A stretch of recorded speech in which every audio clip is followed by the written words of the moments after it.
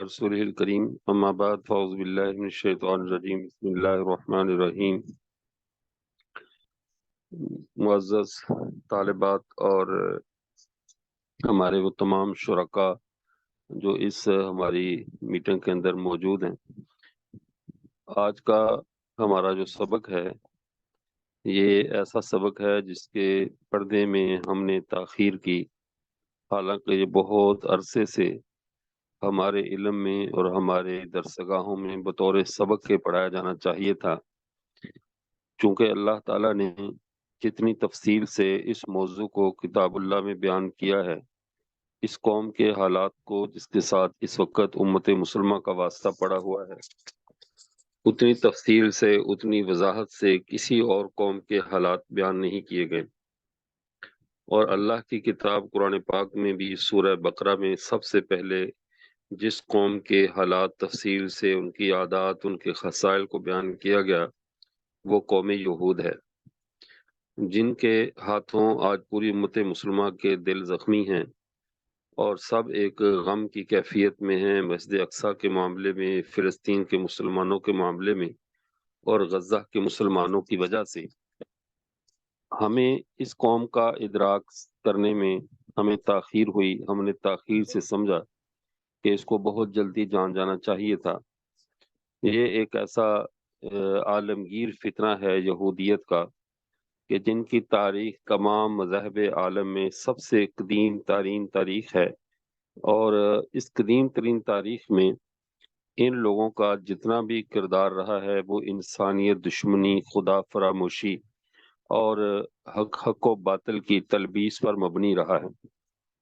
دنیا میں اگر تمام برائیوں کا مجموعہ، خدا کی تمام نافرمانیوں کو اور تمام تر بغاوتوں اور سرکشیوں کو اگر اکٹھا دیکھنا ہو کسی قوم میں، کسی مذہب میں، تو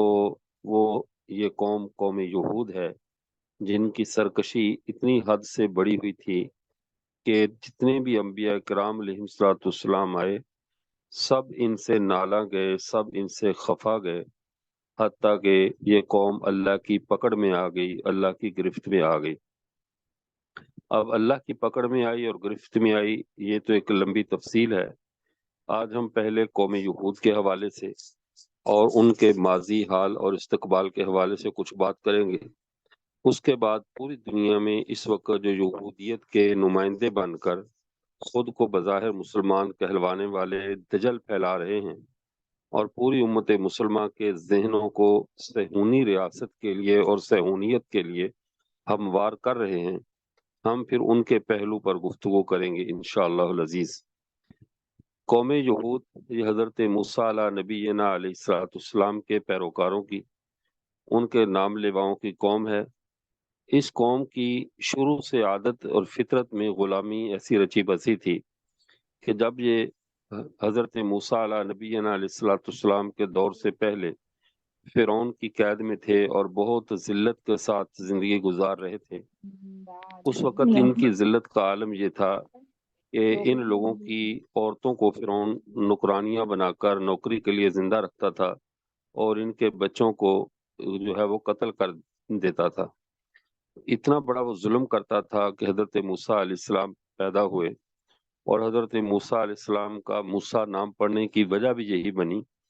کہ ان کو لکڑی کے صندوق میں رکھ کر پانی میں ڈال دیا گیا تھا۔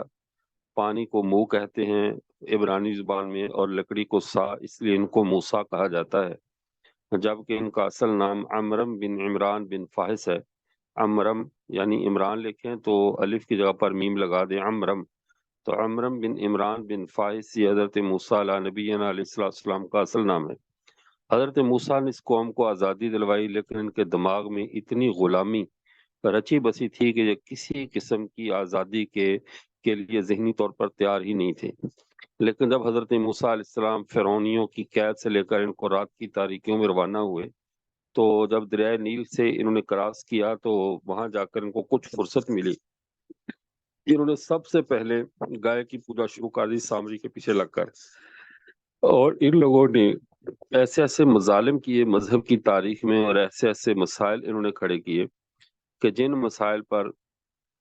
جتنا بھی علماء نے لکھا کم ہے، ان کے فتنے ان سے کہیں زیادہ تر ہیں۔ حضرت موسیٰ علیہ نبینا علیہ الصلوۃ والسلام کے دور میں ان کو ملنے والی آزادی کے بعد جب ان کو تھوڑا سا سر اٹھا کر جینے کا موقع ملا اس قوم کو، اور ان کو مصر کی سرزمین پہ داخلے کا موقع ملا، تو ان کو اللہ کا شکر ادا کرنا چاہیے تھا کہ ہم ایک غلامی سے نکل کر ایک ریاست قائم کرنے کی طرف بڑھ رہے ہیں، اور ہمیں ایک ملک مل رہا ہے جہاں ہم آزادی سے رہیں گے۔ صرف ان کو یہی کہا گیا کہ آپ اپنے سر کو جھکا کر سجدے کی حالت میں یہاں پہ یعنی جھک کر داخل ہو جاؤ اس شہر میں، اس شہر کی سلطنت، اس کی حکومت، یہ سارا کچھ تم سنبھال لو۔ لیکن ان لوگوں نے یہاں پر بھی سرکشی کی۔ پھر جب ان کو حتہ کا کہا گیا کہ حتہ حتہ پکارو، یہ دعائیہ الفاظ تھے، تو انہوں نے اس کے بدلے میں شرارت کے طور پر ہنتا ہنتا کہنا شروع کر دیا کہ ہمیں گندم چاہیے، کھانے کا راشن چاہیے، دنیا کی حرص کو اپنے ظاہر کیا۔ پھر اللہ تعالیٰ نے ان پر جو پہلا عذاب بھیجا، وہ پہلا عذاب ٹیٹس رومی کی شکل میں بھیجا۔ اس ٹیٹس رومی نے ان کو اتنا مارا کہ ان کی یعنی جس کو کہہ سکتے ہیں کہ ذلت کی انتہا ہو گئی۔ اتنی ذلت کی انتہا ہوئی کہ اس نے ان کے ساتھ کوئی کسی قسم کی رعایت نہیں کی، اور ان کو بھرپور طریقے سے ان کی جو ہے نا وہ ذلت اور مسکنت پر مہر لگا دی۔ اور جب یہ وہاں سے ٹیٹس رومی کے ہاتھوں ذلیل ہونے کے بعد جب ان کو کچھ سمجھنے کا موقع ملا، پھر ان کے پاس کچھ حکومت آئی، اور انہوں نے پھر وہی ظلم و ستم کا دوبارہ بازار گرم کیا۔ اللہ نے ان کے پاس جو ہے وہ بخت نصر کو ان کے اوپر مسلط کر دیا، اور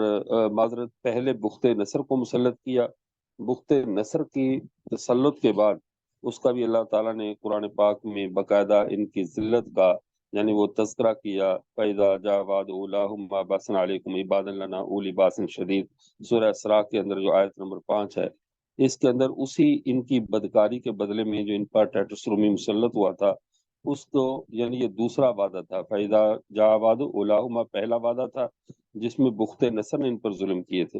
اور دوسرا وعدہ جس کا فائدہ جا وعد الآخرتی، یہ بھی سورہ اسراء کی آیت نمبر 7 ہے، کہ جب دوبارہ ان کے اوپر عذاب آیا تو دوسرا عذاب ٹیٹس رومی کا تھا۔ بخت نصر نے ان کو خوب ذلیل کیا تھا، ان کو مارا تھا اور ان کی نسلوں کو تباہ کیا۔ دوبارہ پھر ان کے ساتھ جو معاملہ پیش آیا جس میں ان کی یعنی مسجد اقصی کو بھی کلیدی سے بھر دیا گیا اور تورات کو جوتوں سے روندا تھا، وہ ٹیٹس رومی کا دوسرا دور تھا۔ پھر ان کے بعد پھر ان کے سنبھلنے کے دن تھے، اور ان کا لاسٹ چانس تھا، آخری چانس تھا کہ اللہ کے آخری نبی پر ایمان لے آ کر عزت پا لیتے۔ اور لیکن ان کی جو فطرت میں بدبختی لکھی ہوئی ہے، ان کی فطرت میں جو خدا کے اور رسولوں کے ساتھ بغاوت رچی بسی ہے، اس کی وجہ سے انہوں نے بجائے ایمان لانے کے رسول اللہ صلی اللہ علیہ وسلم کو تکلیفیں دینا شروع کر دی، اور مدینہ منورہ میں پوری اپنی پلاننگ کے تحت انہوں نے آپ صلی اللہ علیہ وسلم کو دکھ دیے۔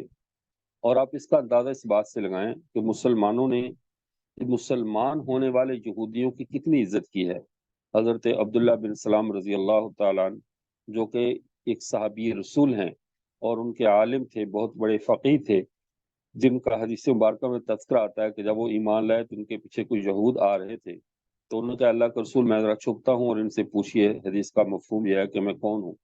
تو آپ صلی اللہ علیہ وسلم سے پوچھا تم عبداللہ بن سلام کے بارے میں کیا کہتے ہو؟ تو ان سب یہودیوں نے بیک زبان کہا وہ شریف ابن شریف ہے، بہت ہی ہمارے ہاں عالم فاضل اور اعلیٰ ترین اخلاق کا حامل وہ شخص ہے۔ جب یہ بات کی تو حضرت جو تھے عبداللہ بن سلام، وہ پردے سے نکلے اور باہر آ کر بلند آواز سے شہادت کے ساتھ کلمہ پڑھا اور بتایا کہ میں مسلمان ہو چکا ہوں۔ تو فوری طور پہ یہودیوں نے اپنی سوچ اور فکر کو بدل کر کہہ دیا تو لکا امینوں کا خاندان ہے، تو گالیاں دینی شروع کر دیں۔ یہ ان کی اصل فطرت ہے یہود کی۔ اب حضرت صفیہ رضی اللہ تعالیٰ عنہ جو ہماری ماں ہے، امہات المومنین میں سے پہلے یہودیہ تھی، لیکن جب یہ ایمان لائی تو اسلام نے ان کو اتنی عزت دی کہ مومنوں کی ماں بنی، اور رسول اللہ صلی اللہ علیہ وسلم کے عقد میں حضرت صفیہ رضی اللہ تعالیٰ عنہ۔ اسلام ان کو عزت دے رہا تھا، لیکن یہ اپنی بدہدی سے، اپنی اس ہٹ درمی سے باز نہیں آئے، جس کا نقصان کو یہ اٹھانا پڑا کہ ان کی سازشوں سے تنگ آ کر آپ صلی اللہ علیہ وسلم نے ان کو مدینہ سے جلا وطن کر دیا۔ وہ آخری ان کے لیے عزت کی جگہ تھی جس کو یہ گوا بیٹھے، تب سے لے کر اب تک یہ ذلیل ہوتے رہے۔ اس کے بعد ہٹلر ان کے اوپر مسلط ہوا، اور ہٹلر نے ان کو بھٹیوں میں جلایا، ان کے بچوں کو قتل کیا، ان کی عورتوں کے ساتھ زیادتیاں کی گئی، سارے مظالم ہٹلر نے ایسے ان کے اوپر مسلط کیے، ایسے ٹھونسے کہ تاریخ ان سے کانپ جاتی ہے۔ اتنے مظالم جس کو یہ ہولوکاسٹ کے نام پہ آج بھی یاد کرتے ہیں، جب پورے یورپ میں ان کو پاگل کتوں کی طرح مارا جا رہا تھا۔ ہولوکاسٹ کا یہ مطلب ہے کہ کہیں کوئی یہودی نظر آئے اسے قتل کر دیں۔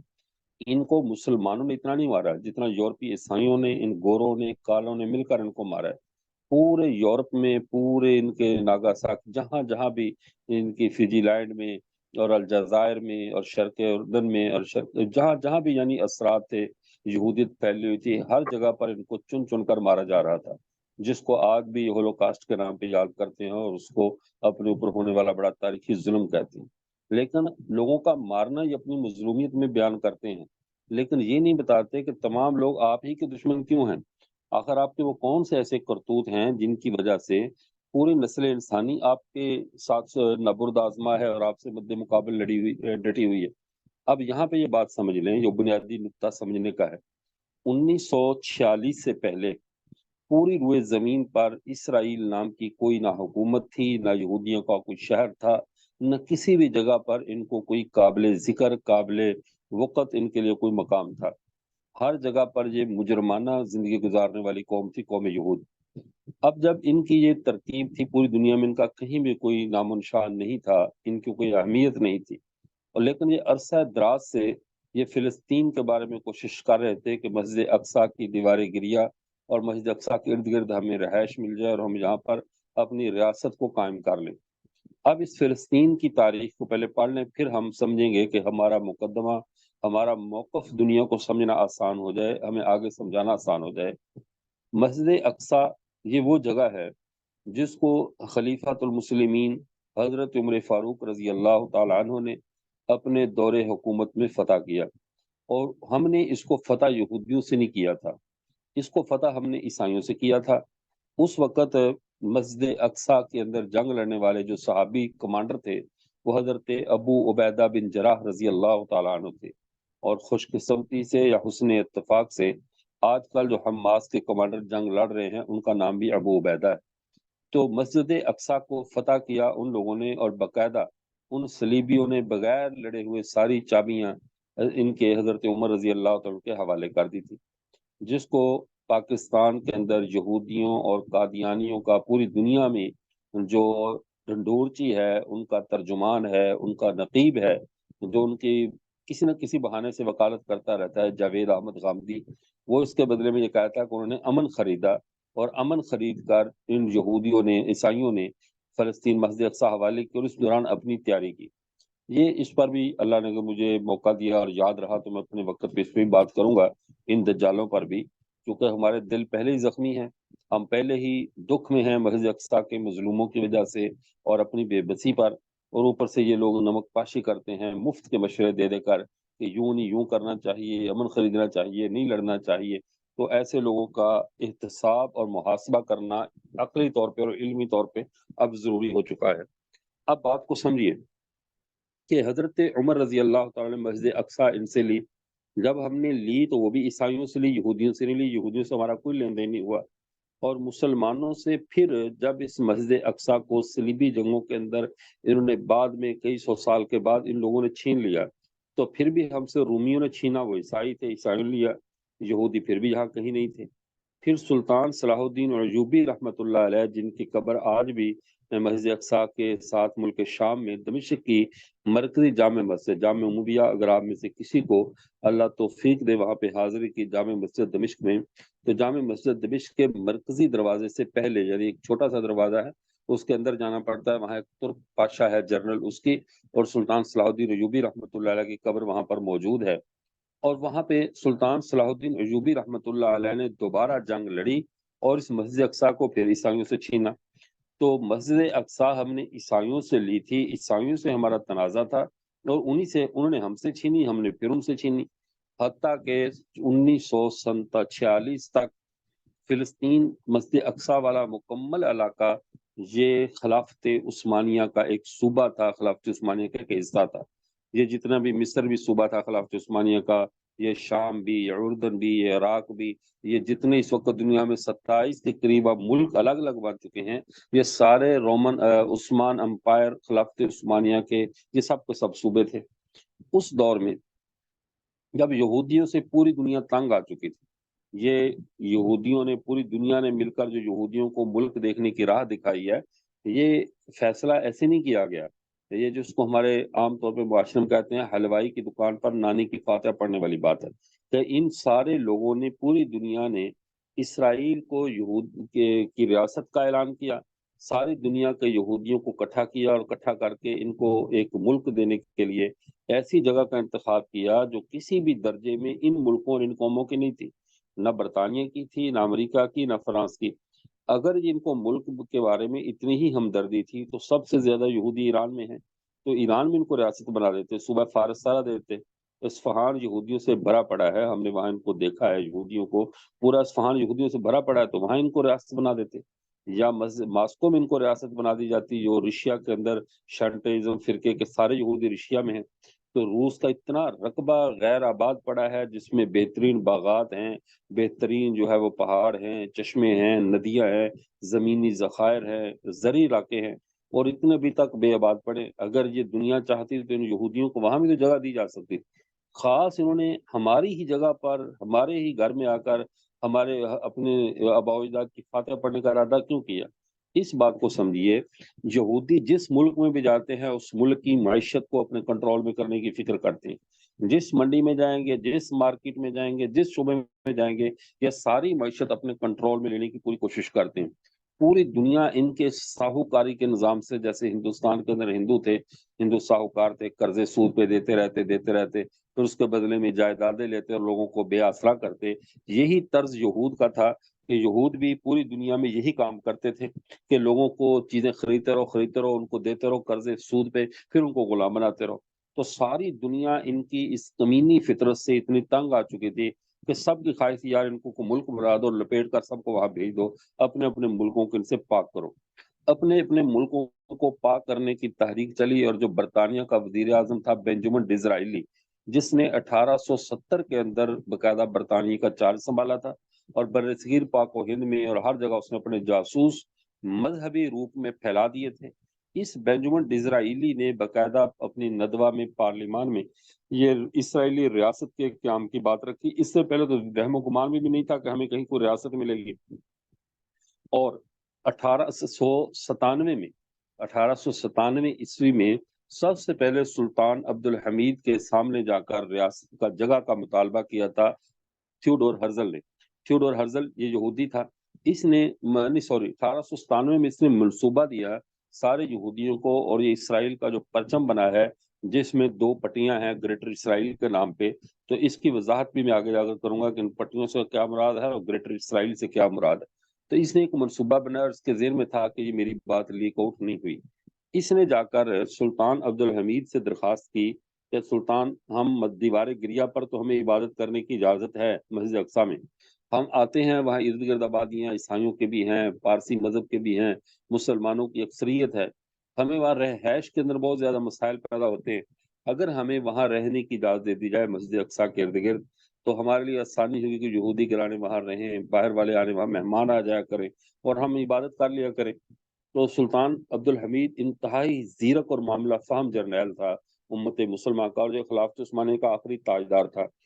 اس نے جواب میں کہا کہ تم مجھے ڈرامے بازی نہ کرو، تم نے جو 1897 کے اندر خفیہ ایک میٹنگ کے اندر جو ہے وہ ایک منصوبہ بنایا، اور منصوبے کے اندر یہ پلان رکھا کہ ہم ایک ریاست قائم کریں گے، تو وہ اس ریاست کے بارے میں تمہارا کیا منصوبہ؟ اس نے کہا ایسا تو کوئی پروگرام نہیں ہے۔ تو سلطان نے وہ تمام تصاویر اس کے سامنے رکھ دی، یہ دیکھو تم نے کس طرح نشان لگایا، کس طرح تم نے پرچم بنایا گریٹر اسرائیل کا، کہ دریا نیل اور دریا فرات کا درمیانی ساری علاقہ، جس میں عراق بھی آئے گا، جس میں شام بھی آئے گا، لبنان بھی آئے گا اور مصر بھی آئے گا، یہ سارے علاقے ایک سمندر سے دوسرے سمندر تک کی ساری وہ ریاست تم اپنے قبضے میں کرنا چاہتے ہو، تو تمہارے تو منصوبے یہ ہیں، اور ہمیں تم کہہ رہے ہو کہ ہم نے صرف مکانات وہاں تعمیر کرنے ہیں۔ تو سلطان نے ڈانٹ کر کہا کہ اگر ایک رائی کے دانے برابر بھی تم مٹی ہم سے مانگو گے تو ہم تمہیں مٹی بھی نہیں دیں گے۔ خیر، اس کی سزا سلطان عبدالحمید کو اور خلافت عثمانیہ کو یہ ملی کہ پھر 1925 میں وہاں تک مسلسل کوشش ہوئی، وہاں کی فوج کو سیکولر کیا گیا، اس کے اندر جاسوس اپنے ڈالے گئے، حتیٰ کہ کمال اتا ترک جو تھا اس کے ذریعے خلافت عثمانیہ کو ختم کروا دیا گیا۔ اور کمال اتا ترک یہ وہ تھا جو شیبت پتال زوی اس کا مرید تھا، اس کے مذہب کا تھا، اور یہ ترکی کا مرزا غلام محمد قادیانی تھا۔ جیسے مرزا غلام محمد قادیانی نے بر صغیر پاک و ہند میں نبوت کا دعویٰ کیا اور یہ دعویٰ کیا کہ میں نبی ہوں، میں مسیح موعود ہوں، بالکل یہی دعویٰ شیبت پتال زوی جو تھا ترکی کا، اس نے بھی یہی دعویٰ کیا کہ میں مسیح موعود ہوں۔ اس کا پورا استقبال ہوا، امریکہ، یورپ، ہر جگہ اس کو مسیح کے طور پہ لانچ کیا گیا، لیکن جب جو سلطان عبدالحمید کے پاس پہنچا تو انہوں نے اس کو گرفتار کر لیا، اور جب جیل کے اندر اس کی تھوڑی سی دھلائی کی تو اس نے مسلمان ہونے کا ڈرامہ کیا اور کہا کہ میں توبہ طائب ہوتا ہوں، مجھ سے غلطی ہو گئی، مجھے معاف کر دیا جائے۔ اس کی غلطی کی معافی کے طور سے معاف کر کے جب چھوڑ دیا گیا تو یہ ترکی ہی میں قیام پذیر ہو گیا، اور اس نے اپنے تمام مریدوں کو، یہ پہلے یہودی تھا، تمام مریدوں کو اس نے دون میں مسلمان ہونے کا کہا کہ دو منہ والے مسلمان ہو جاؤ، یعنی تمہاری ایک سائڈ یہودیوں کی ہو اور ایک سائڈ تمہاری مسلمانوں کی ہو، مسلمانوں کے سامنے مسلمان بن کر ہو اور اندر خانے یہودیت کی خلافت یا ریاست کی تم فکر کرتے رہو، تو ان کو دون میں مسلمان کہتے تھے۔ تو ترکی کا کمال اتا ترک یہ انہی دون میں مسلمان، یعنی یہودی اور عیسائی ایک سکے کے دو رخ، اس طرح والا یہ مسلمان تھا بظاہر۔ اس نے آ کر خلافت عثمانیہ کو ختم کر دیا، نمبر ایک۔ آگے چلیے، جب خلافت عثمانیہ ختم ہوئی تو خلافت عثمانیہ کے اختتام کے بعد ان لوگوں نے اس دور جنگ عظیم بھی شروع ہو گئی تھی، جب جو خلافت عثمانیہ کے اختتام والی جنگ جو بنی وہ جنگ عظیم تھی۔ اب اس جنگ عظیم میں جو فریق تھے، جرمنی ترکی خلافت عثمانیہ کے ساتھ کھڑا تھا، اور یہ خلافت عثمانیہ جرمنی کے ساتھ تھی، اور دوسرے نمبر پہ جو برطانیہ اور امریکہ اور یہ سب کے سب الگ تھے۔ ان جرمنی کی شکست کے ساتھ خلافت عثمانیہ کے بھی حصے ٹوٹ گئے، اس کو بھی شکست ہو گئی، اب جیت گیا برطانیہ اور امریکہ۔ اور برطانیہ اور امریکہ میں خلافت عثمانیہ کے خلاف کام کرنے کے لیے اس فلسطین کے اندر اپنی ایک چھونی بنائی، اسی چھونی جس کو بعد میں جا کر اسرائیل کا نام دیا۔ تو یہ برطانوی اور امریکی مفادات کی نگران اور نگہبان عرب سرزمین پہ ان کی چوکی تھی۔ فضا تو پہلے چل رہی تھی، اس پر بھی میں بات کروں گا اپنے موقع پہ کہ کن کن لوگوں نے پہلے فضا ہموار کر رکھی تھی تاکہ سارے یہودی پوری دنیا سے اکٹھے ہو کر اسرائیل میں پہنچ جائیں۔ جب یہ بات ہوئی، اب خلافت عثمانیہ کے اختتام پہ اور پھر ان کی محنت شروع ہوئی، انہوں نے وہاں پہ زمینیں خریدنی شروع کر دی۔ جب انہوں نے دھڑا دھڑ وہاں سے زمینیں خریدی، اس وقت وہاں کے ایک عالم دین نے، جو کہ فلسطین کے عالم دین تھے، امیر حسینی ان کا نام تھا، انہوں نے فتویٰ دیا تھا کہ یہودیوں کی زمینیں فروخت نہ کرو۔ اس بات کو تمام بہنیں سن لیں، یہ جو آئے روز ہمیں مسئلہ سننا پڑتا ہے نا کہ علماء دیوبند کے خلاف حرمین شریفین سے فتوے آ گئے تھے، یہ ہوا تھا، حسام الحرمین لکھی گئی تھی، ان سب دجالی تحریکوں کا پس منظر پہلے سمجھنا چاہیے کہ پیچھے اصل کہانی کیا تھی۔ تو امیر حسینی نے سب سے پہلے فتویٰ دیا کہ یہودیوں کو زمین کا فروخت کرنا حرام ہے، اور اس فتوے کی تائید ہندوستان میں صرف علماء دیوبند نے کی تھی، اور علماء دیوبند میں مفتی کفایت اللہ دہلوی رحمۃ اللہ علیہ نے کفایت المفتی میں لکھا تھا کہ فلسطین کی مقدس سرزمین یہودیوں کو نہ بیچی جائے، کل کو مستقبل میں جا کر یہ فتنے کا باعث ہوگی۔ اور حضرت تھانوی علیہ الرحمہ نے سب سے پہلے اس پر رسالہ لکھا تھا بوادر و نوادر میں، اور اس رسالے کے اندر تفصیل سے لکھا تھا کہ یہ حرمین شریفین کی مقدس زمین فلسطین کی زمین یہودیوں کو سیل کرنا، بیچنا حرام ہے اور ناجائز ہے۔ جب یہ بات ہوئی تو ان دونوں علماء کو، علماء دیوبند کو ذلیل کرنے کے لیے، ان کے فتوے کا وزن ختم کرنے کے لیے پھر ایک کتاب مرتب کی گئی، حسام الحرمین، اور ائمہ حرم کے پاس بھیجی گئی۔ اور ائمہ حرم میں اس وقت جب خلافت عثمانیہ ختم ہو چکی ہے اور لارس آف ریبت کی وجہ سے آل سعود، آل نجد، آل شیخ یہ غالب آ چکے تھے، تو ان کے خلاف فتویٰ حاصل کیا گیا، مبہم تحریریں جمع کر کے دائیں بائیں سے کہ یہ تو خود کافر ہیں، گستاخ رسول ہیں، مرزا قادیانی جیسے ہیں، تاکہ ان کا وہ فتویٰ جنہوں نے سرزمین فلسطین کے لیے دیا وہ فتویٰ بے وقت ہو جائے۔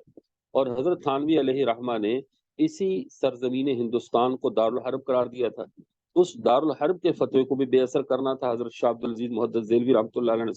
تھانوی صاحب نے تائید کی تھی، شاہ عبدالعزیز محدث دہلوی نے جو جہاد کی تحریک برپا کی تھی یہاں پہ، شاہ اسماعیل سید احمد شاہ، تو ان کے خلاف بھی فتوے حرمین شریفین سے لیے گئے۔ یہ ترتیب پوری بنائی گئی، چونکہ ہر جگہ ان کے ٹاؤٹ، جیسے آج بھی ہمیں کیا وہ ایسے 2 نمبر ٹاؤٹ مفتی موجود نہیں ہے، جیسے فضل ہمدرد آج کل شیعوں کی بولی بول رہا ہے، اس طرح اور بھی کئی اس دور میں بھی غدار کم نہیں تھے. غداروں سے اسلام کی تاریخ کا دامن ہمیشہ بھرا رہتا ہے، کبھی کمی محسوس نہیں ہونے دی غداروں نے. انہوں نے یہ کیا. اب جب خلافت عثمانیہ ختم ہوئی، ان لوگوں نے زمینیں بیچنی شروع کر دی، اور دوسری بات یہ چلا دی گئی مسلمانوں میں کہ بھئی تم زمینیں بیچ دو، آن قریب عیسیٰ علیہ السلام آنے والے ہیں، جب وہ آئیں گے تو ان یہودیوں کو قتل کر دیں گے، ساری زمینیں پھر واپس مل جائیں گی، پیسے بھی تمہارے، زمینیں بھی تمہاری، پھر مزے ہی مزے. اب عیسیٰ علیہ السلام کب آ رہے ہیں؟ تو علامات قیامت میں سے ہے، تو اس کا تو علم اللہ نے کسی کو بھی نہیں دیا ہوا، لیکن زمینیں ابھی خریدی جا رہی ہیں اور لال دیا جا رہا ہے عیسیٰ علیہ السلام کے آنے کا. مولانا ڈاکٹر شیر علی شاہ صاحب رحمۃ اللہ علیہ، جو جامع حقانیہ کوڑا خٹک کے تھے، انہوں نے باقاعدہ اپنا جب مسجد اقصیٰ کا سفر کیا تھا حرم سے، انہوں نے بھی اس بات کو لکھا کہ وہاں لوگوں کے دماغوں میں یہ بات ڈالی گئی تھی کہ اپنا سارا کوئی یہودیوں کو بیچ دو، عیسیٰ علیہ السلام نے آ کر واپس لے کر تمہیں دے دینا ہے. تو یہ اندھا دھند زمینیں بیچتے رہے. علماء کا فتویٰ نہیں ماننا، تھانوی صاحب کا، مفتی کفایت اللہ دہلوی کا، اور نہ جو ہے وہ اپنے کیا نام تھے امیر حسین حسینی جو مسجد اقصیٰ کے مفتی تھے، ان کا. نتیجہ یہ نکلا کہ آج جو اسرائیل ہم نے دیکھا ہے، ہم دیکھ رہے ہیں، یہ سب وہی زمینوں پر ہے جو زمینیں ہمارے وہاں کے نادان مسلمانوں نے ان کو بختوں کو بیچ دی تھی. تو کرتے کرتے آج یہ ریاست بن گئی. پھر 1948 کے اندر باقاعدہ اس ریاست کے قیام سے 1 سال پہلے پاکستان بنتا ہے. یہاں کے مسلمانوں کو اس طرح الجھایا جاتا ہے، پریشان کیا جاتا ہے، ورنہ ہندوستان کی تاریخ میں حضرت مدنی یہ لوگ تو سیاست کے امام تھے. ان کا موقف یہ تھا کہ انگریز جب بر صغیر میں آیا تھا تو اس نے آ کر سب سے پہلے ہم سے حکومت چھینی تھی. یہ حکومت یہاں چھوڑے ہمیں اور چھوڑ کر واپس چلا جائے، ہم مسلمانوں کو تقسیم نہیں ہونے دیں گے. لیکن انگریز نے، جنرل فرانسس ٹوکر نے ایسی چلاکی کی کہ باقاعدہ پوری سلطنت کو تقسیم کر کے رکھ دیا، اور یہ ترتیب بنائی کہ مسلمانوں کا سارا نقشہ بدل جائے. اس نے مسلمانوں کی قوت کو تقسیم کیا. مسلمانوں کی قوت کو تقسیم کیسے کیا کہ پاکستان، ہندوستان، کشمیر، بنگلہ دیش، 4 حصوں میں مسلمانوں کی قوت بڑھ جائے تاکہ اتنے تقسیم ہو، دوبارہ ایک حکومت نہ بنا سکیں، دوبارہ پھر یہ کسی عالمی طاقت کے سامنے آنکھیں دکھانے کے قابل نہ رہے. ہمیں یہاں پر الجھا دیا گیا، اور ٹھیک 1 سال کے بعد جب پاکستان UN کا ممبر بنا، اقوام متحدہ کا، اور پاکستان کا وزیر خارجہ ظفر اللہ قادیانی کو رکھا گیا. ظفر اللہ قادیانی یہودیوں کا ایجنٹ تھا، یہ سارے قادیانی انہی کے ایجنٹ تھے. اب اس ریاست کے قیام سے پہلے ایسی فضا بنائی گئی کہ اب فلسطین کے پاکستان کا نمائندہ ظفر اللہ قادیانی تھا، اور قائد اعظم محمد علی جناح کا سخت موقف تھا کہ جو اسرائیل کی ریاست ہے یہ بالکل غیر قانونی ہے، ناجائز ریاست ہے، یہ ہماری زمینوں پہ قبضہ کر کے بنائی گئی ہے، ہم اس کو تسلیم نہیں کرتے. اس ظفر اللہ قادری نے پارلیمنٹ کے اندر اقوام متحدہ میں تو یہی بات رکھی کہ اسرائیل غلط کر رہا ہے، لیکن باقاعدہ لبنان میں بیروت کے ہوٹلوں پہ جا کر اسرائیل کے سفیر سے ملاقاتیں کر رہا ہے اور ان کو یقین دہانی کروا رہا ہے. اور اپنی کتاب تحدیث نعمت میں اس نے باقاعدہ لکھا کہ اسرائیل کی ریاست کا قائم ہونے کا ثبوت تو ہمارے قرآن میں، حدیث میں اور کتابوں میں موجود ہے کہ اسرائیل کی ریاست قائم ہو کر رہے گی. ایک طرف یہودیوں کو تسلی دی جا رہی ہے، ادھر مسلمانوں کو الو بنایا جا رہا ہے. تو یہ چالیں چلی گئیں یوں کر کے 1800 یعنی 1948 کے اندر اسرائیل نامی ریاست کا قیام عمل میں آ گیا. لیکن اقوام متحدہ کی قراردادوں کے مطابق، عالمی عدالتوں کے فیصلوں کے مطابق، مسجد اقصیٰ، فلسطین، اردن، یہ سارے علاقے یہ اسرائیل کی ریاست کا حصہ نہیں تھے. یہ آج بھی فلسطین جو اقوام متحدہ کا قانون ہے اس کے مطابق مسجد اقصیٰ یہ اردن کا حصہ ہے، خلافت اپنا فلسطین کا حصہ، اسرائیل کا حصہ نہیں ہے. پھر 1967 میں جنگ ہوئی جس کو اسرائیل عرب جنگ کہتے ہیں، جس کے اندر یہ ہمارے بڑے کابرین بھی بڑے پریشان تھے، کوشش کر رہے تھے کہ ہم جائیں اس جنگ میں شریک ہوں، لیکن ہمیں شریک نہیں ہونے دیا گیا. اب ان لوگوں نے 1967 میں عربوں نے جنگ لڑی، اور جو اس دور کا جو شریف مکہ اور یہ غدار تھے، یہ تمام فوجوں کی، ہماری بہنیں سن رہی ہیں، مجھے یہ بات کیا تو شرم بھی آ رہی ہے، کیسے آپ کو بات سمجھاؤں کہ اسلام کا دامن میں ان غداروں نے کیسے کیسے ہمارے ساتھ چالیں چلی. شریف مکہ کی ایک رات کو اس کے پاس ایک سفیر آتی ہے، اور وہ امریکہ کی سفیر ہے، اس کی لڑکی ہے نوجوان خوبصورت، اس کے ساتھ رات کو گزارا شراب کے نشے میں دھت. صبح کو جنگ ہونے والی ہے، اور یہ شریف مکہ رات کو تمام یعنی جنگوں کے نقشے، فوجیوں کی ڈیٹیل، ساری کی ساری فائل اٹھا کر اس کو دے رہا ہے، اس کے ساتھ چند لمحے اپنی عیش پوری کرنے کے لیے، بےغیرتی کرنے کے لیے ساری فائلیں سے اس کے حوالے کر دی، اور صبح کو چن چن کر مصری فوج کے اوپر اسرائیلی طیارے بمباری کر رہے، اور سارا عرب جو ہے وہ اکٹھا ہونے کے باوجود جنگ ہار گیا۔ کیوں؟ وہ ایک رات پہلے اس امریکی سفیر نے جا کر باقاعدہ ان کے ساتھ، شریف مکہ کے ساتھ رات گزار کے پورا اس کے ساتھ وہ بغیرتی کی، اور وہ سامان سارا جاسوسی کا نظام کیا، اور فائلیں اور ریکارڈ سارا اٹھا لیا۔ تو یوں کر کے اسرائیل جنگ ہاری، اور تب سے لے کر 1967 سے لے کر آج تک مسجد اقصی اسرائیل کے قبضے میں ہے، ورنہ قانونی طور پر آج بھی اس کے قبضے میں نہیں ہے۔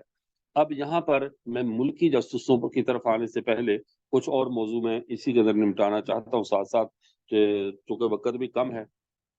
اب دیکھیے،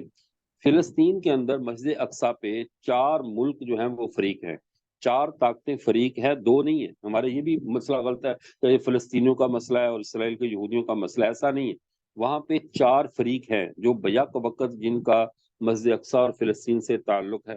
وہ 4 فریق کون سے ہیں؟ پہلا فریق خود اسرائیل ہے۔ اسرائیل کا منصوبہ گریٹر اسرائیل ہے۔ گریٹر اسرائیل کسے کہتے ہیں؟ کہ حضرت سلیمان علیہ السلام کی جہاں جہاں تک حکومت تھی، دوبارہ وہی حکومت قائم کرنا، یہ ہے گریٹر اسرائیل کا منصوبہ اسرائیلیوں کا، کہ جس طرح سلیمان علیہ السلام جس کے اندر یعنی ان کا تخت عراق اور افغانستان اور سب جگہوں پہ جاتا تھا، تو یہ پورے کے پورا گریٹر اسرائیل ہم دوبارہ قائم کریں، اور یہ منصوبہ ہے موجودہ اسرائیلیوں کا، ان کے سامنے ایک ایجنڈا ہے، اس ایجنڈے پر وہ عمل پیرا ہیں، اور اپنی پوری کوشش، اپنی ٹیکنالوجی، اپنی قوت، اپنی عسکریت پوری لگا رہے ہیں، اور اس کے لیے وہ پوری کوشش کر رہے ہیں۔ ایک بات۔ دوسری طاقت، اس کے مد مقابل دوسری طاقت ہے ایران کی۔ ایران کیوں فلسطین کے مسئلے میں دلچسپی لے رہا ہے؟ حزب اللہ جو شیعہ تنظیم ہے وہاں کے سنی لوگوں کے لیے کیوں لڑ رہی ہے؟ کیا وہ سنیوں کے لیے لڑ رہی ہے؟ آج اس راز کو میں آپ پہ فاش کر دوں، ایران کبھی بھی مسجد اقصی کے لیے نہیں لڑ رہا۔ ایران کو کبھی بھی فلسطین کے مسلمانوں سے کوئی تعلق نہیں ہے، بلکہ جو بنو عباس کی خلافت بنو عباس ختم ہوئی تھی، بنو عباسیہ خلافت، اس کے بعد جو دولت فاطمیہ قائم ہوئی تھی، دولت فاطمیہ جو شیعوں کی دولت تھی، شیعوں کی حکومت تھی، جس نے کچھ عرصہ ہرمینشی فین پر بھی اپنا قبضہ رکھا، اور ان کی سلطنت کی وسعت یہ تھی کہ یہ شام، یہ ایران، یہ عراق، حتیٰ کہ ہمارے ملتان تک کا علاقہ دولت فاطمیہ کا علاقہ تھا۔ ایران اس ایجنڈے پر عمل پیرا ہے کہ وہ دولت فاطمیہ کا دوبارہ احیاء چاہتا ہے، وہ دوبارہ چاہتا ہے کہ اسی طرح کی دولت فاطمیہ اور مسجد اقصی ہمارا اس طرح مرکز بنے، ہم امام مہدی کا انتظار کریں، اور پھر ہم دنیا سے سنیوں کو اور ان لوگوں کو ہم دنیا سے ختم کریں۔ اب دیکھیں، ایران نے اپنے جو اس کا منصوبہ ہے بالکل واضح ہے، اس کے لیے اس کی پیش رفت بھی واضح ہے۔ اس وقت عراق میں بھی ایران بیٹھا ہے، شام میں بھی ایران بیٹھا ہے، لبنان میں بھی ایران بیٹھا ہے، بحرین میں بھی ایران بیٹھا ہے، اور حوثی قبائل یمن میں بھی ایران بیٹھا ہے، اور ہمارے ارد گرد جتنے بھی ممالک ہیں عرب کے، جو جو دولت فاطمیہ کے گرد پہلے ملک تھے، ان سب ملکوں کے اندر ایران عملی طور پہ ملوث بھی ہے، اس کی افواج بھی موجود ہیں، اور یہ اپنی کارروائیوں میں اس وقت بالکل چھپا کر اعلانیہ ایران اپنا کام کر رہا ہے۔ بلکہ میں اس سفر میں جب میں گیا تو میں حیران ہوا کہ جو اسرائیل کے ساتھ ساتھ جتنے بھی خطہ ہے، دمشق ہے، مقام اربعین ہے، لبنان ہے، عراق ہے، تو ان ہر جگہ پہ ہم نے دیکھا کہ حزب اللہ کی حکومت ہے، حزب اللہ کے روافظ کی حکومت ہے، اپنی وہ گاڑیاں، ان کی فوج، ان کا سارا نظم، اور اسرائیل کے ارد گرد مکمل جو ہے وہ ایران کی سلطنت ہے۔ تو ان کا منصوبہ واضح ہے بالکل، کہ یہ قطعاً یہ اسلام یا فلسطین کے لیے یا مسجد اقصی کے لیے نہیں، بلکہ دولت فاطمیہ کے قیام کے لیے لڑ رہے ہیں۔ تیسرا فریق ہے اس معاملے میں عرب، لیکن افسوس کے ساتھ میں یہ کہوں گا، عرب واحد وہ طبقہ ہے جس کا ابھی تک کوئی بھی منصوبہ نہیں ہے۔ عربوں کا کوئی بھی منصوبہ نہیں ہے، سوائے عیاشی کے، سوائے آوارگی کے، سوائے دنیا کے اوپر اپنے وہ جبے کبے دکھانے کے، ان لوگوں نے ابھی تک اپنا کوئی منصوبہ، اپنا پلان واضح نہیں کیا کہ ہمارے سامنے کیا منصوبہ ہے۔ بلکہ میں آگے اس کی وضاحت کرتا ہوں کہ ان لوگوں نے باقاعدہ اب اسرائیل کو تسلیم کر کے فلسطین کے مسئلے کو ہمیشہ کے لیے ختم کرنے کا ارادہ کر لیا تھا، کہ فلسطین کی وجہ سے ہمارے مسائل پیدا ہو رہے ہیں، لہذا اس کیس کو دبا دیا جائے اور باقاعدہ اسرائیل کو تسلیم کر لیا جائے۔ اگر اسرائیل کو اگر 2 دن حماس اپنا حملہ لیٹ کر دیتی، 2 سے 3 دن،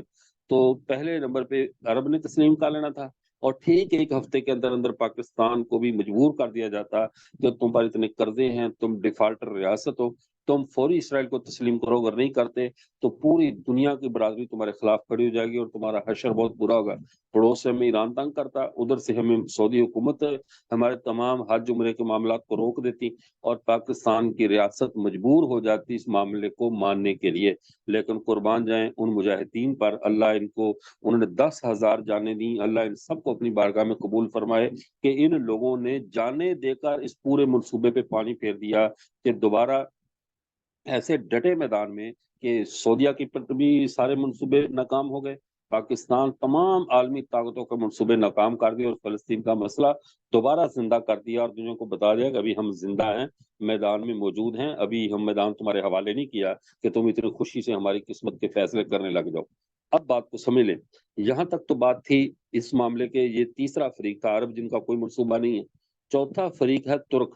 ترکی چوتھا فریق ہے، لیکن ترکی ابھی تازہ تازہ غلامی سے نکل رہا ہے۔ ابھی مزید 8-10 سال تک ترکی کے پاس نہ عسکری قوت ہے، نہ لڑنے کی طاقت ہے کہ یہ کسی ملک سے پنگا لے سکے۔ وجہ کیا ہے آپ جانتی ہیں، ہماری بہنیں جو تھوڑا سا بھی میڈیا سے تعلق رکھتی ہیں ان کا علم ہوگا کہ کچھ عرصہ قبل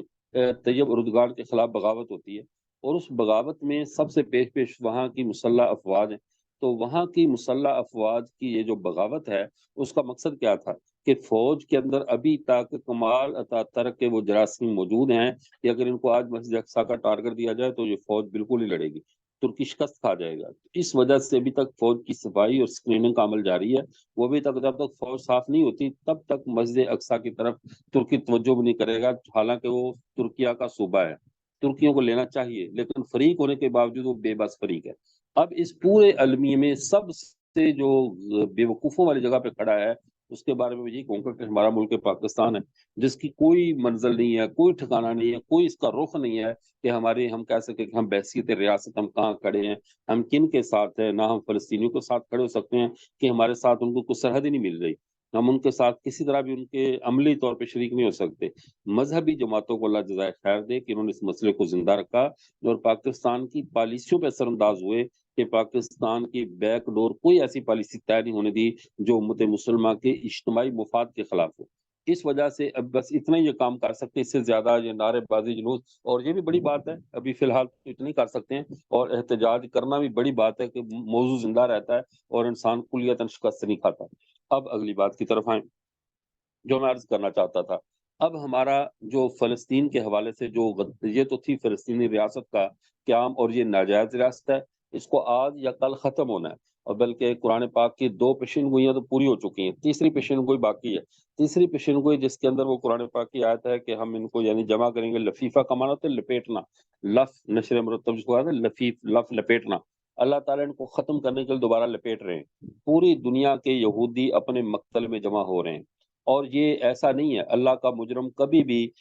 ڈنڈے سے یا ہتھکڑی لگا کر نہیں لایا جاتا، وہ خود اپنی قتل گاہ میں آٹومیٹک پہنچ جاتا ہے۔ تو سرزمین فلسطین یہ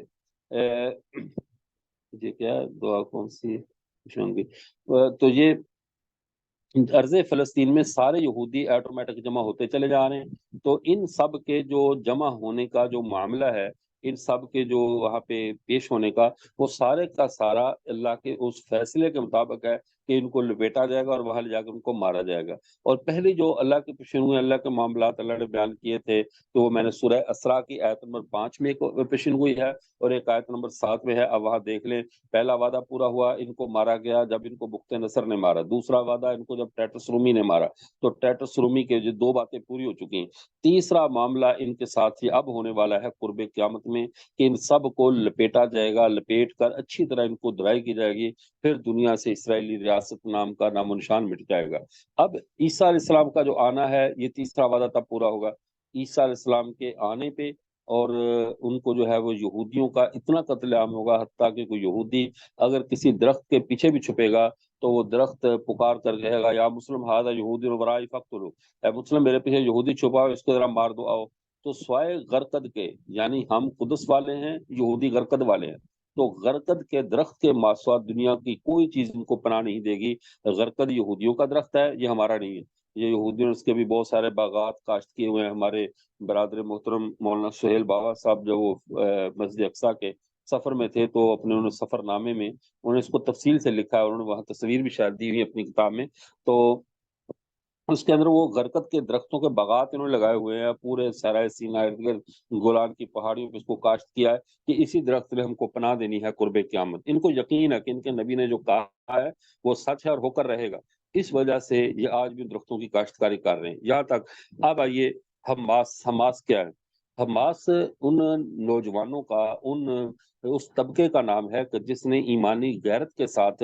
اپنے وطن کا، مسجد اقصی کا دفاع کیا اور ابھی تک ڈٹے ہوئے ہیں۔ لیکن اس سے بیشتر اگر آپ مجھے تھوڑی سی اجازت دیں میں بات کو سمجھا سکوں، افغان جہاد کے اندر باقاعدہ جب پوری دنیا سے افغانستان کے لیے، پاکستان کے لیے ٹکٹیں فری ہوتی تھیں، جہاز بھر بھر کر آتے تھے اور لوگوں کو لایا جاتا تھا پوری دنیا سے، کسی کو بھی اس جہاد میں، عرب ملکوں کو خاص طور پر شرکت ممنوع نہیں تھی۔ اس کے بارے میں جب میں نے جنرل فرانسس ٹوکر کو پڑھا اور اس کے بعد میں نے ایک کتاب پڑھی ہے یہ اس کی اشتیاق احمد کی پاکستان ایک عسکری ریاست، تو مجھے یہ سارا قضیہ سمجھ میں آ گیا کہ افغان جہاد شروع کروایا گیا، یہاں پہ لڑائی شروع کروائی گئی، اور پوری دنیا کا جو جنگجو مزاج رکھنے والا، غیرت مند مزاج رکھنے والا مسلمان تھا، اس کو یہ راہ دکھا دی گئی کہ تم پہاڑوں میں جا کر مر جاؤ، جان چھوڑو تاکہ ہمارا اسرائیل مضبوط ہو سکے۔ اسامہ بن لادن، ایمن الظواہر، فلاں جتنے بھی وہ مجاہدین عرب تھے، ان سب کو وہاں سے نکال کر باقاعدہ اس افغانستان کی ہزاروں میل دور وہاں سے فلسطین سے یہاں بھیج دیا گیا کہ تم یہاں لڑو مرو روس کے ساتھ، تو معاملہ نمٹاؤ تاکہ اتنی دیر میں جو اسرائیل ہے وہ مضبوط ہو جائے۔ اگر یہ لوگ یہاں نہ آتے اور یہ اپنے ملک میں رہتے تو یہ ایسے غیرت مند غیور لوگ تھے کہ شاید اسرائیل کے پاؤں نہ ٹکتے وہاں پہ، آج تک اس کا نام و نشان ختم ہو چکا تھا۔ لیکن سب غیرت مندوں کو ادھر بھیج دیا گیا مرنے کے لیے، شہید ہونے کے لیے یا قیدی ہونے، اور جب سب ادھر آئے پیچھے سے ان کے واپسی کے راستے بند کر دیے گئے، ان کی شہریتیں ختم کر دی گئی، جو واپس گیا اسے گرفتار کر کے جیلوں میں ڈال دیا گیا، ان کا وہ جو آتے ہوئے پروٹوکول تھا جاتے ہوئے اس کا بالکل الٹ کر دیا گیا۔ نتیجہ یہ نکلا کہ اسرائیل بہت آسانی سے اپنی ریاست بنانے میں کامیاب ہو گیا۔ اب یہاں تک تو تھا اسرائیل کا وہ ذاتی ریاست کا قیام اور اس کا پس منظر اور ان کی وہ عالمگیر ذلت جو ان پر پہلے بھی آتی رہی، آئندہ بھی آئے گی، اور انشاءاللہ قرب قیامت ان کو اللہ تعالیٰ نشان عبرت بنائیں گے۔ اب پھر ذرا واپس آئیے ان کا یہودیوں کے سہولت کاروں پر، جنہوں نے پوری دنیا میں اسرائیلی ریاست سے پہلے اسرائیل کے لیے جگہ کو ہموار کیا، زمین کو ہموار کیا۔ جگہ ہموار کرنے والے، زمین ہموار کرنے والے کون بدبخت ہیں؟ یہ وہ لوگ تھے جو مسلمانوں کے اندر اٹھائے گئے۔ تھیوڈور ہرزل نے 1897 میں جس ریاست کے قیام کی پالیسی بنائی تھی، اس کے لیے بتدریج پوری اسلامی ممالک میں، ریاستوں میں اپنے جاسوسوں کے ذریعے فضا بنائی گئی۔ بر صغیر پاک و ہند میں اس کام کے لیے جس جاسوس کو چنا گیا اس کا نام تھا مرزا غلام احمد قادیانی۔ یہ صرف ہمارا یہ نہیں کہ ہم ختم نبوت میں کام کر رہے ہیں، کتاب لکھ رہا ہوں، وہ کتاب ہے یہودیت اور قادیانیت کے مشترکہ عقائد پہ۔ میں دنگ رہ گیا کہ جو عقائد یہودیوں کا، میں نے ابھی تقریباً 20 کی لسٹ بنائی اور میرا ارادہ 40 کے قریب ان کے عقائد جمع کروں، جو یہودیوں اور قادیانیوں کے ایک جیسے عقائد ہیں، ان کے فقہی مسائل کو بھی جمع کروں، ان کے عقائد کو بھی جمع کروں، پھر ان کا جو سیاسی اتحاد ہے، حتیٰ کہ انجام کے اعتبار سے جو ان کی ذلت میں اشتراک ہے، تو ایک ایک ان کے جو مشترکات ہیں کہ موضوع پہ میں سب پہ بھی انشاءاللہ کتاب لکھ رہا ہوں۔ اللہ تعالیٰ خیر و عافیت سے مجھے مکمل کرنے کی توفیق عطا فرمائے، تو میں اس کی کوشش کر رہا ہوں، ابھی الحمدللہ بہت تیزی سے میں اس پہ کام کر رہا ہوں، اور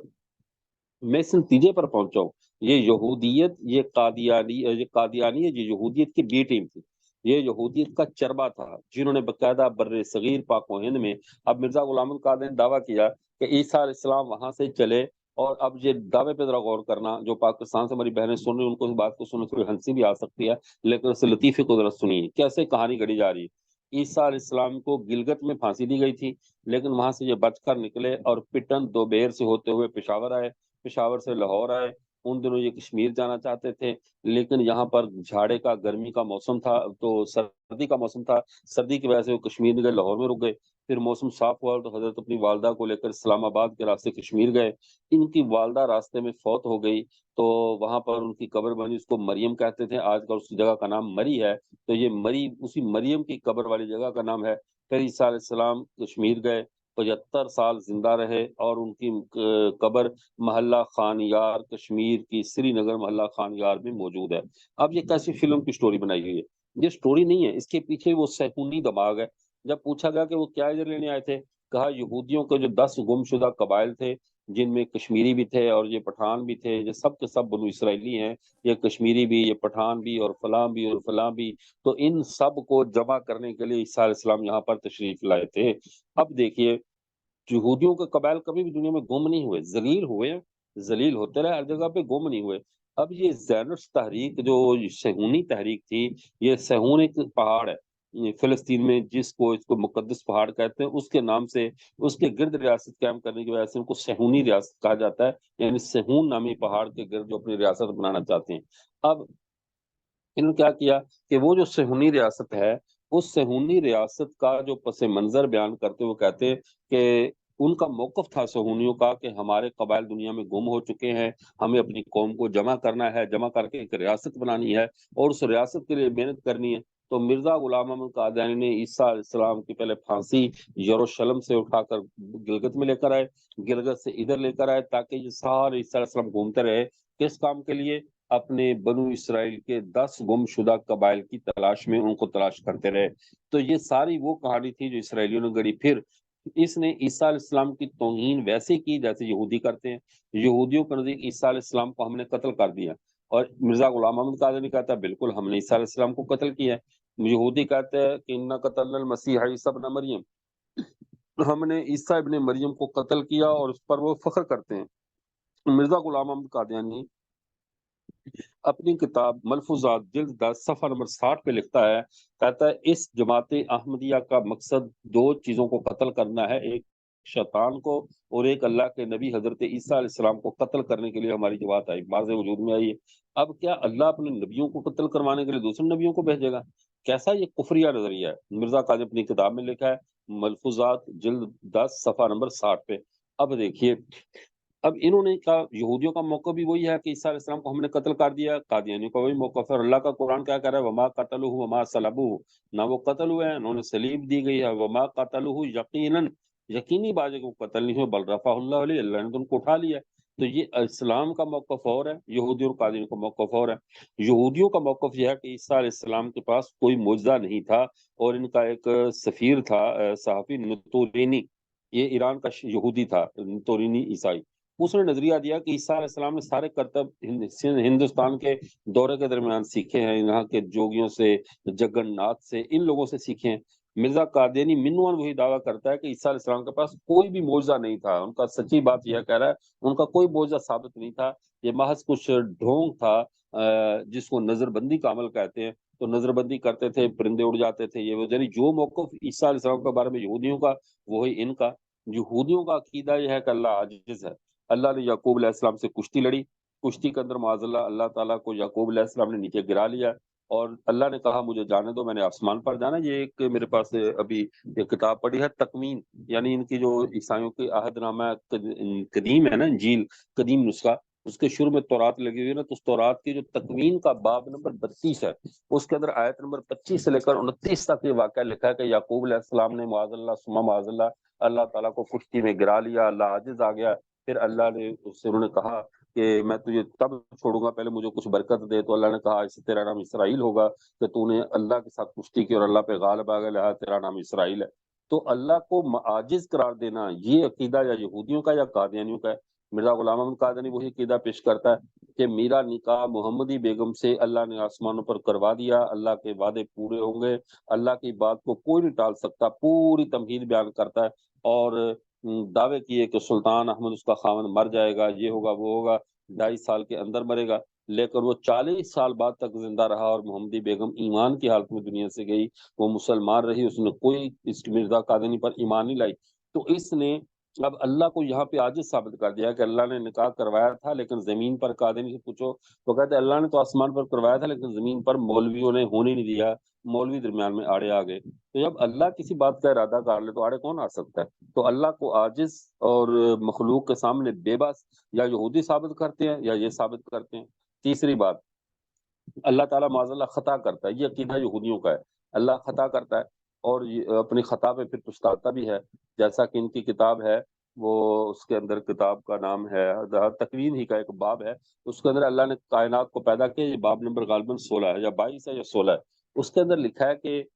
اللہ نے نظام کائنات کو بنایا، پھر انسانوں کی شرارتوں سے پریشان ہوا، اور اللہ اپنے اس تخلیق پہ بہت اللہ کو پچھتاوا ہوا ہے، یعنی معاذ اللہ، اللہ کو اس کے انجام کا پتہ نہیں تھا جو میں فعل سر انجام دے رہا ہوں۔ یہ انسانوں کی عادت ہے کہ وہ انجام سے بے خبر ہوتے ہیں۔ اللہ کو تو ماضی، حال اور استقبال سب کا پتہ ہوتا ہے۔ اللہ کو مستقبل سے جاہل قرار دے کر اور کہا معاذ اللہ کہ اس کو اپنی غلطی کا احساس ہوا۔ تو اب مرزا قادیانی کہتا ہے مجھے الہام ہوا کہ اللہ نے کہا کہ میں تیرے ساتھ ہوں، اور میں اتیت کا مال افواج، میں تیرے پاس آؤں گا اپنی فوجوں کے ساتھ، اجیب ہوں، میں تیرا جواب دوں گا، اختی و اصیب، میں خطا بھی کروں گا اور صحیح بھی کروں گا، یعنی اللہ کہتا مجھ سے خطائیں بھی ہو جاتی ہیں اور میں صحیح کام بھی کرتا ہوں، دونوں کام ہوتے ہیں۔ یعنی جو اللہ کو خاطی قرار دینے میں نظریہ یہودیوں کا وہی نظریہ قادیانیوں کا ہے۔ تو یہودیت اور قادیانی یہ ایک ہی سکے کے دو رخ ہیں۔ یہ تو بھی بات ٹائم تھوڑا رہ گیا، میں بات کو کلوز کر رہا ہوں۔ تو یہ بہت سارے ان کے تفصیلی عقائد ہیں۔ تو اسرائیلی ریاست کے لیے باقاعدہ مرزا بشیر الدین محمود نے 1912 میں اپنے ایک خطبے میں بیان دیتے ہوئے کہا تھا کہ اسرائیل کی ریاست کا قائم ہونا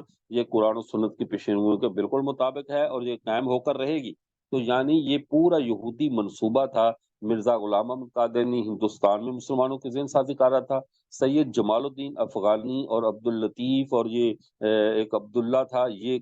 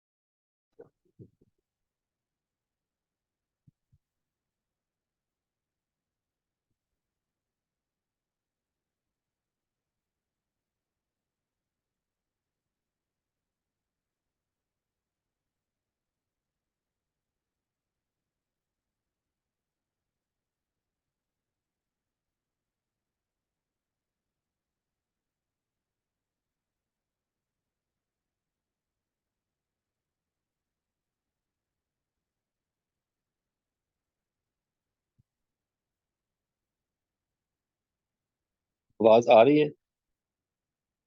اگر آواز آ رہی ہے تو آپ بہن ایک میسج کر دیں تاکہ مجھے بھی، جی یہ نو وائس کا ایک میسج آیا ہوا ہے جی۔ اچھا ابھی آ رہی بات، چلے ٹھیک ہو گیا، ماشاء اللہ وائس اوکے۔ اچھا وہ درمیان میں شاید کوئی انقطاع ہوا۔ تو میں عرض یہ کر رہا تھا کہ درمیان میں قادیانی منحوسوں کا تذکرہ ہے نا، تو اس وجہ سے ایسا مسئلہ بنا۔ اچھا اب میں عرض یہ کر رہا ہوں کہ ان قادیانیوں نے اس نظریے کی بنیاد پر ان ریاست کے قیام کے لیے بشیر الدین محمود نے کہا یہ ریاست قائم کر رہے گی۔ تو بر صغیر پاک و ہند میں مرزا غلام احمد قادیانی نے، افغانستان کے اندر عبد اللطیف ان کا جو تھا جس کو بعد میں وہاں کی حکومت نے پھانسی دے دی، وہ قادیانی تھا، اس نے، اور جمال الدین افغانی نے، مصر کے اندر جو ہے وہ باقاعدہ شیخ شلتوت تھا جو مصر کا مفتی اعظم تھا، اس نے، اور سعودیہ کے اندر لارڈس آف عرابق نے، اور ترکی کے اندر شیبت زوی نے، اور اس طرح پوری دنیا کے اندر ان کے جاسوسوں نے یہودیوں کی مظلومیت کا رونا رو رو کر ان کے لیے ریاست کے جگہ ہموار کی کہ ان بیچاروں کا بھی کوئی ملک ہونا چاہیے، ان کو بھی کسی جگہ بیٹھنا چاہیے، اور عیسیٰ علیہ السلام کی بارے میں وہی نفرت آمیز مواد رکھا۔ اب یہ بھی ایک چال تھی کہ عیسیٰ علیہ السلام کے بارے میں نفرت رکھو، چونکہ پیچھے عیسائی ریاستیں تنگ ہیں، وہ یہودیوں کو نکالنا چاہتی ہیں۔ لوگ، ایک آدمی نے سوال کیا، کہنے لگا جب ریاستیں عیسائی تھیں، حکومت ان کی تھی، تو انہوں نے اپنے نبی عیسیٰ علیہ السلام کی توہین کیسے ہونے دی؟ میں نے کہا بالکل ایسے جیسے عیسیٰ علیہ السلام کو بقول ان کے یہودیوں نے پکڑ کر پھانسی لگا دیا، اور حالانکہ ہمارے عقیدے میں تو نہیں ہے لیکن ان کے عقیدے کے مطابق، تب عیسائیوں کو بھی غیرت نہیں آئی تھی، اس وقت انہوں نے کچھ نہیں کیا تھا، تو اب انہوں نے کیا کرنا تھا؟ تو جو پھانسی پہ چپ کر کے بیٹھے رہے اور یہودیوں سے آج بھی ان کا یارانے ختم نہیں ہوتے، تو ایسے ہی گالی گلوچ ان کے ہاں کوئی بڑا مسئلہ نہیں تھا۔ تو انہوں نے پوری فضا کو ہموار کیا کر کے کتابیں لکھی اور باقاعدہ اپنے ہم خیال لوگ پیدا کیے، اور بر صغیر پاک و ہند پہ پوری انہوں نے محنت کی۔ اب اس ایجنڈے کو لے کر اس بر صغیر میں اب جو چلنے والے لوگ ہیں جو صہیونی ریاست کے حق میں ہیں، اور یہ کہتے ہیں، دیکھو جیسے عمار خان ناصر ہے، مولانا زاہد رائج صاحب کا بیٹا، وہ کہتا ہے یہ یہودیوں کا مسجد اقصی کا کہ ہر قوم کی ایک عبادت گاہ ہوتی ہے، اگر وہ یہودیوں کی عبادت گاہ تو ہمیں کیا اعتراض ہے؟ یہودی اپنی عبادت کرے، دیوار گریا کے ساتھ کرے، جو مرضی کرے، لیکن ایک بات ذہن میں رہے، ہر نبیوں کی جو وراثت ہے، فقہ کا ایک ضابطہ اور مسئلہ ہے، قاتل کو مقتول کے مال سے وراثت نہیں ملتی۔ یہ بیٹا اگر باپ کو قتل کر دے تو باپ کی وراثت سے یہ محروم ہوگا۔ کوئی مقتول کبھی بھی، جو قاتل جو ہے کبھی بھی مقتول کے مال کا وارث نہیں بن سکتا۔ یہودی وہ بدبخت طبقہ ہے جنہوں نے انبیاء کو قتل کیا، اور قرآن میں اس پہ نص موجود ہے۔ حضرت جیسے کتب تفسیر میں ہے، حضرت یحییٰ کو، حضرت زکریا علیہ السلام کو، ان لوگوں کے قاتل یہ قوم یہود ہے۔ جب یہ نبیوں کی قاتل ہے تو نبیوں کی وراثت میں ایک ٹکے کے بھی حقدار نہیں ہے۔ تو صرف امت مسلم ایسی قوم ہے جس کے ہاتھ پہ اللہ کے کسی بھی سچے نبی کا خون نہیں لگا ہوا، اور جھوٹے کسی کو انہوں نے معاف کیا نہیں، اور سچے کے ساتھ بد اخلاقی کی نہیں۔ حضرت آدم سے لے کر حضرت خاتم صلی اللہ علیہ وسلم تک تمام نبیوں کی حقانیت پر امت مسلمہ کا عقیدہ ہے، یقین ہے، ان پر ایمان رکھتے ہیں۔ اس لیے سب نبیوں کی وراثت، چاہے وہ مسجد اقصیٰ کی شکل میں ہو یا کسی اور شکل میں ہو، اس سب کے وارث ہم ہیں، یہودی اس کے وارث نہیں ہیں۔ اس لیے پاکستان کے اندر عمار خان ناصر، اور اسی طرح جو ہے وہ کیا نام اس کا جوید احمد غامدی، یہ وہ لوگ، عدیم ساحل جیسے، یہ سب کے سب نا میٹھی میٹھی باتیں ایک اوپر ایک جملہ سخت بولیں گے کہ نہیں ان قادیاں یہودیوں کے ساتھ یہ ہوگا، یہ ان کا علاج ہونا چاہیے، جہاد ہونا چاہیے، اور اندر خانے مسلمانوں پہ تنقید کریں گے، تم کچھ نہیں کر سکتے۔ یہ مسلمانوں کے، یہ مرزا محمد علی جیلمی کا اگلے دن میں کلپ سن رہا تھا، جو بظاہر اسرائیل کے خلاف بول رہا تھا، اور در پردہ کہہ رہا تھا آج تو خالد بن ولید بھی آ جائے اور کہے میں 100 یہودیوں کو مقابلے میں جا رہا ہوں، تو بھائی انہوں نے کہا ایک گولی مار کے پرے کر دینا ہے۔ یعنی آج اب خالد بن ولید ایسا بھی آئے تو پتہ نہیں پا سکتا ان یہودیوں کے بارے میں۔ یعنی یہودیت کا ایک ڈنڈورا پیٹا جا رہا ہے کہ یہ ناقابل تسخیر قوم ہے، کوئی ان سے لڑ نہیں سکتا، ان کا مد مقابل ہے ہی کوئی نہیں۔ لیکن اللہ کی نصرت پہ قربان جائیں، آج کل ایک وہ چل رہا ہے کہ میسج، یہودیوں کا ایک ٹینک ہے کام وراکا ٹینک، جو غالباً 1 ارب یا 1 کھرب 70 ارب کا، یا 1 ارب 70 کروڑ کا وہ ٹینک کی قیمت ہے۔ دنیا کا مہنگا ترین ٹینک ہے، جس کے بارے میں جس کو کوئی ٹیکنالوجی فتح کے بلاسٹک میزائل اور بڑی سے بڑی کوئی طاقت بھی اس کے لوہے کو، اس کے فولاد کو توڑ نہیں سکتی، اسے متاثر نہیں کر سکتی۔ لیکن جب اس ٹینک کو مجاہدین نے اڑایا اور وہ حماس والوں نے وہ راکٹ RPG فائر کیا، تو وہ ٹینک کے پرخ سے اڑ گیا، اس میں ایک بندہ بھی زندہ نہیں بچا، جس پر انہیں بڑا مان تھا کہ اس پر کوئی چیز اثر نہیں کرتی، یہ زمین سے اور آسمان سے ہر طرف سے محفوظ ٹینک۔ تو یہودی نے ٹویٹ کیا، تو مجھے سمجھ نہیں آتی کہ موسیٰ اور ہارون کا رب کیا مسلمانوں کے ساتھ مل گیا؟ وہ ٹینک جس کے چلنے سے زمین ہل جاتی تھی، آج اس کے پرخچے اڑا دیے گئے، اور موسیٰ کا رب اور ہارون کا رب ہمارے ساتھ ہماری مدد کو نہیں آیا۔ انشاءاللہ موسیٰ بھی ہمارے ہیں، ہارون بھی ہمارے ہیں، محمد عربی صلی اللہ علیہ وسلم بھی ہمارے ہیں، تو ہم ان کے سچے پیروکار ہیں نبیوں کے، ان کا سچا رب بھی ہمارے ساتھ ہے۔ یہودی اپنے مقتل میں جمع ہیں۔ اس وقت جو کرنے کے کام ہے ہمارے کرنے کے کام یہ ہے کہ خدا را ہم اپنے بچوں کو اس دور میں علامات قیامت کے بارے میں پڑھائیں، بچوں کو جاہل نہ رکھیں۔ یہ بات ہمارے سیکھنے کی تھی، جس کو ہم نے نہیں سیکھا، اور اس وقت پوری دنیا جو ہے وہ قیامت کی علامات کے بارے میں فکر مند ہے، جانتی ہے۔ ہمیں دجال کی علامات پڑھانی چاہیے، اس کے لیے ترجمان سننا ذرا مشکل کتاب ہے، اگر اس سے سمجھا سکے تو بہت اچھے، ورنہ جتنی بھی اس پر کتابیں علامات قیامت پہ لکھی گئی ہیں، حضرت عیسیٰ کے تعارف پہ، حضرت مہدی کے تعارف پہ، بالخصوص جو عقیدۃ العالم فی الفرق،